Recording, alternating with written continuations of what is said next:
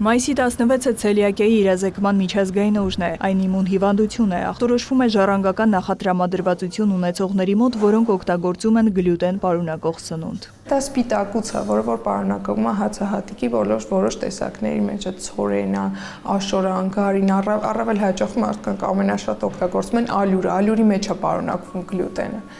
Երբ որ ինքը ներթափանցում է օրգանիզմը սկսում է իմուն պատասխան տալ այդ գլյուտենին, արդյունքում աղիներում առաջանում է քրոնիկ բորբոքում, ու դրա հետևանքով սկսում են նուրջ առողջական խնդիրներ։ Հիվանդությունը կարող է դրսևորվել ցանկացած տարիքում, ախտանիշները տարբեր են։ Դրանք փորկապությունն են, փորլուծությունն են, կրկնվող որովայնացավերն են, փքվածությունն է, ավելի մեծ տարիքի օրինակ երեխաների մոտ կարող է առաջանալ աճի հապաղում, կարճահասակություն, սեռական հասունացման խանգարում, ոսկրերի ախտահարում, ոսկրերի փխրունության բարձրացում, պայմանավորված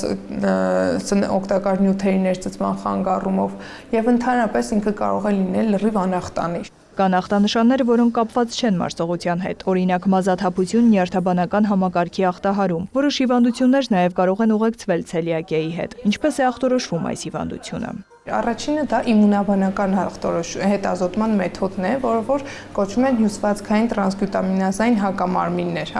Առողջ մարդը, որ չունի ցելիակիա, շատ քիչ հավանական է, որ կունենա այդ հակամարմինների բարձր ցուցանիշ արյան մեջ։ Երբ որ դրական է լինում այդ հակամարմինները, ինքը համարվում է որպես կլինիկ տեստ։ Հաջորդ քայլը կատարվում է ստամոքսաղիքային տրակտից բիոպսիաների վերցնելը։ Մասնագետը նշում է ցելիակիայի բուժման մեթոդները։ Առաջնայինը հատուկ սննդակարգի պահպանումն է։ Բուժումը դա միայն ագլյուտենային սննդակարգն է, այսինքն սննդակարգից պետք է ընդհանրապես բացառել գլյուտենի ընդունումը,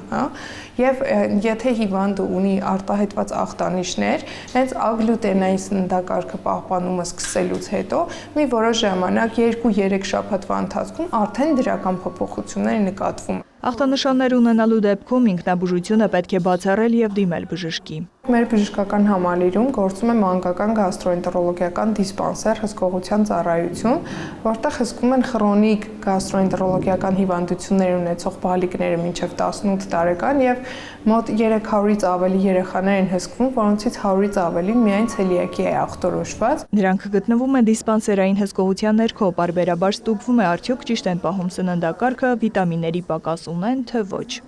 Նարեկ Ոսկանյան, Արամ Հարությունյան, Լուրեր։